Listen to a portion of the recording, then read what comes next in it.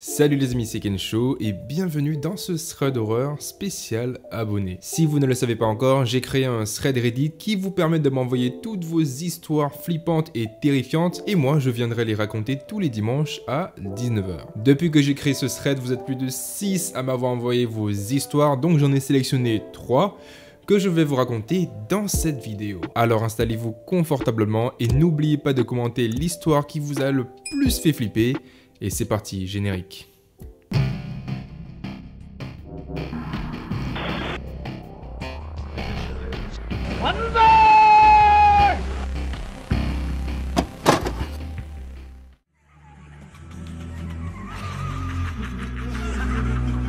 Au moment où Mariana nous raconte cette histoire, elle a 16 ans.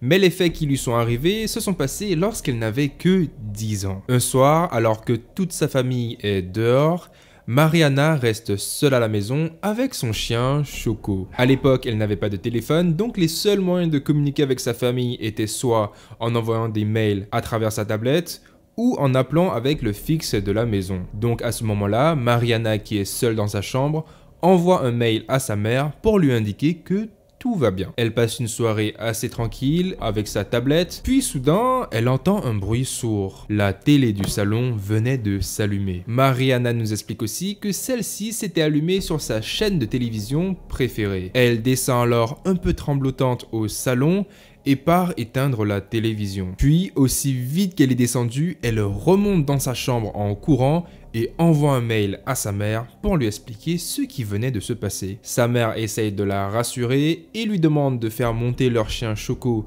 dans sa chambre, de ramener le fixe avec elle et de fermer la porte à clé. Mariana s'exécute, redescend en toute vitesse, se saisit de leur chien et du fixe et retourne dans sa chambre. Et là, au même moment, la télé se rallume à nouveau. Mariana en pleurs, appelle alors sa mère et lui explique que la télé s'était allumée de nouveau. Cette dernière panique alors à son tour et dit alors à sa fille de rester calme et de ne pas bouger de sa chambre. Et elle lui indique aussi qu'elle essaiera de faire de son mieux pour retourner à la maison le plus tôt que possible. Quelques minutes après avoir raccroché le téléphone avec sa mère, le téléphone se remet à sonner 3 fois de la part d'un numéro inconnu. Bien entendu, sa mère lui a toujours expliqué de ne pas répondre au téléphone lorsqu'elle ne connaissait pas le numéro qui était indiqué sur ce dernier. Et alors qu'elle est apeurée dans un coin de sa chambre, Mariana entend soudainement des pas dans les escaliers. Mariana essaie alors de chercher une arme pour se défendre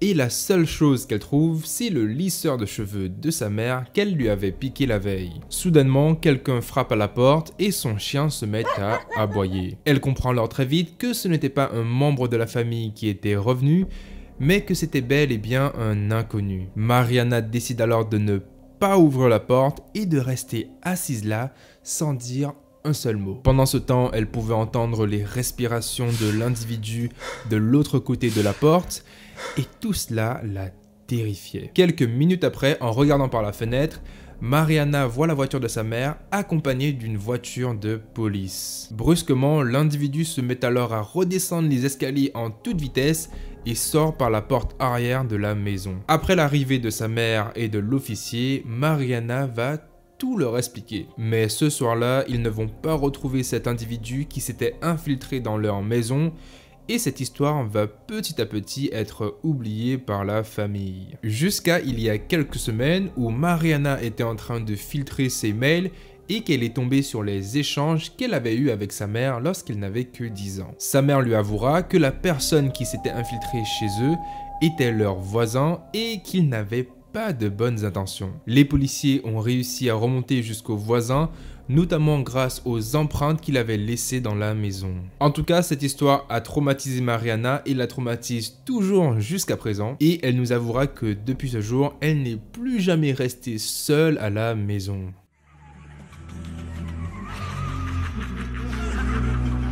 Cette deuxième histoire est celle d'Eric et cela lui est arrivé il y a 3 ans lorsqu'il n'avait que 14 ans. À l'époque, Eric ainsi que 2 de ses amis adoraient sortir dehors pour faire de l'urbex et explorer de nouveaux endroits. Et un jour, en se baladant dans la ville, il tombe sur un énorme hangar abandonné. Ce qu'il faut savoir à propos de ce hangar, c'est qu'il est situé à côté d'une route principale et à côté d'un grand centre commercial. Ce dernier possédait deux grosses entrées qui servaient probablement aux camions pour décharger leurs déchets. La première entrée, elle, est assez visible et assez grande, tandis que l'autre se situait un peu en retrait et était un peu caché par les ordures. Les trois amis rentrent alors dans ce grand hangar et commencent à explorer les lieux. Ils ne trouvent pas grand chose hormis quelques morceaux de ferraille. Comme on était en hiver et qu'il faisait assez froid, les trois amis décident d'allumer un feu avec des petits morceaux de papier qu'ils avaient sur eux. Et alors qu'ils sont toujours en train d'explorer les lieux, ils tombent sur un ouvrier qui semblait être en pleine réparation d'un poteau. Puis d'autres ouvriers font alors leur apparition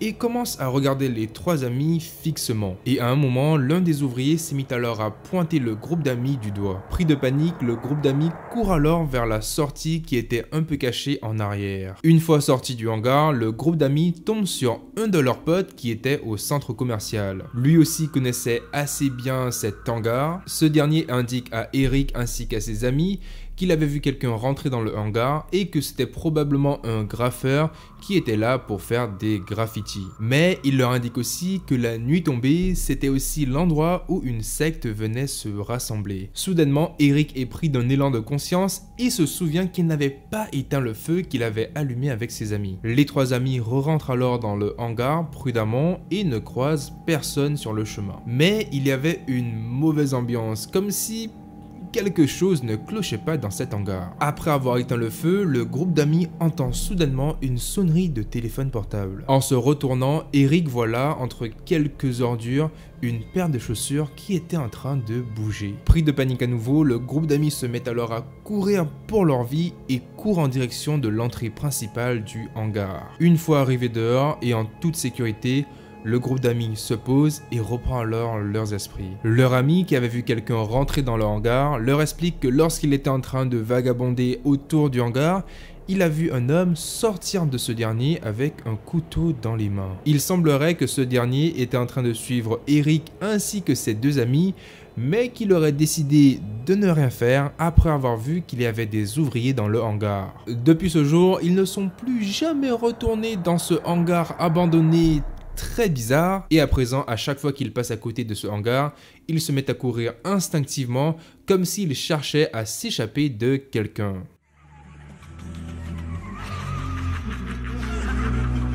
La troisième histoire est celle de Cindy et cela lui est arrivé il y a quelques mois en octobre 2021. À l'époque, elle était en voyage au Mexique pour pouvoir rejoindre les États-Unis. Mais étant donné que les frontières n'étaient pas encore ouvertes, elle décide de passer 2 semaines au Mexique. La première semaine se passe assez bien. Cindy voyage seule, mais son ami compte la rejoindre le lendemain. Ce soir-là, vers 21h30, 22h, alors qu'elle est dans son hôtel, Cindy a une énorme envie de manger. Juste à côté de son hôtel, elle pouvait entendre de la musique.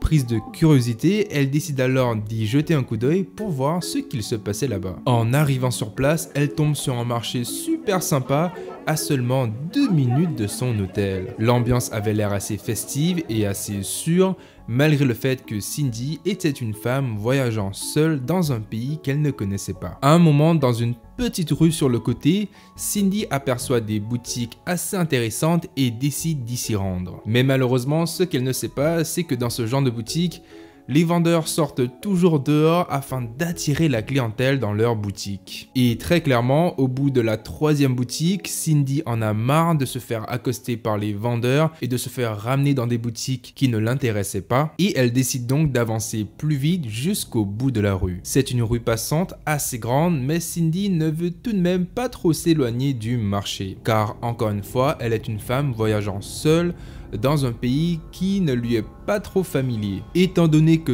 toutes les rues se rejoignaient un peu, elle décide de tourner à la prochaine, à condition que celle-ci était assez grande et assez bien éclairée. Et alors qu'elle s'engouffre dans la ruelle afin de rejoindre le marché principal, elle entend des bruits de pas derrière elle. Ce qui n'était pas inquiétant en soi, mais ce n'était pas des bruits de pas de quelqu'un qui marchait, mais plutôt de ceux de quelqu'un qui était en train de courir. Cindy commence alors à avoir un peu peur, elle s'arrête alors sur le côté et fait mine de regarder son téléphone comme si elle cherchait sa route sur le GPS. En se retournant, elle voit un individu qui était très clairement en train de lui courir après. En la voyant, ce dernier s'assoit sur des marches à côté de Cindy et fait mine de rien. En jetant un coup d'œil au bout de la rue, Cindy aperçoit une famille et décide alors de les rejoindre tout en essayant d'esquiver l'individu qui était en train de la suivre. Sur le chemin, Cindy essaie de prendre des rues de gauche à droite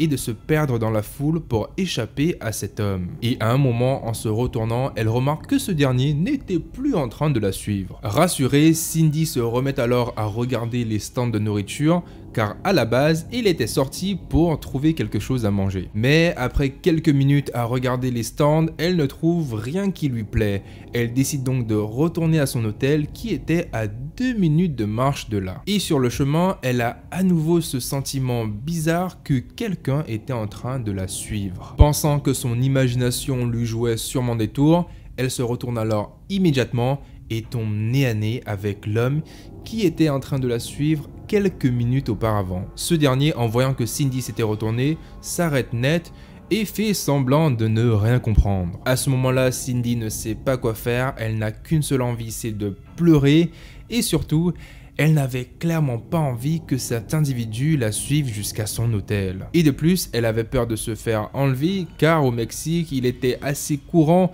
que des étrangers se fassent enlever contre de l'argent. Et puis la zone où elle était n'était pas du tout une zone touristique. Soudainement, Cindy se rappelle qu'à côté des stands de nourriture, il y avait un poste de police qui servait à assurer la sécurité du marché. Cindy avance de quelques pas et fait mine de rentrer à son hôtel. Et là, tout d'un coup, elle se retourne et court vers le poste de police. L'homme, en voyant ça, prend alors la fuite et Cindy a alors la confirmation que ce dernier était bel et bien en train de la suivre. En arrivant au poste de police, Cindy tombe sur un policier et essaye de lui expliquer son histoire. Malheureusement, elle ne parle pas espagnol et le policier, lui, ne parlait pas anglais. Donc les deux se mettent alors à communiquer grâce à un traducteur sur téléphone. Ce dernier pose beaucoup de questions à Cindy et essaye de lui demander des détails quant à l'homme qui était en train de la suivre. Il appelle même des renforts pour le chercher,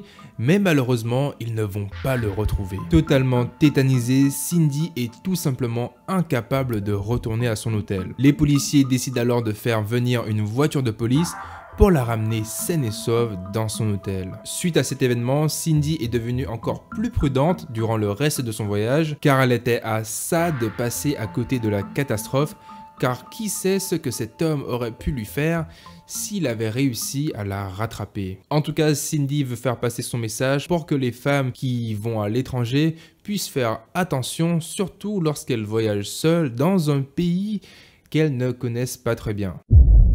Les amis, c'est la fin de cette première vidéo où je lis vos threads d'horreur. J'espère vraiment qu'elle vous aura plu. N'oubliez pas, le lien du thread Reddit est dans la description et je me ferai un plaisir de lire vos histoires tous les dimanches à 19 h. Merci encore 1000 fois aux 3 auteurs de nous avoir partagé ces 3 histoires terrifiantes. Si vous aimez ce format de vidéo un peu plus décontracté où je raconte vos histoires, n'hésitez pas à liker la vidéo, à laisser un commentaire et à vous abonner à la chaîne. Sur ce, je vous dis à la prochaine pour une nouvelle vidéo. Prenez soin de vous, c'était Ken Show. Ciao.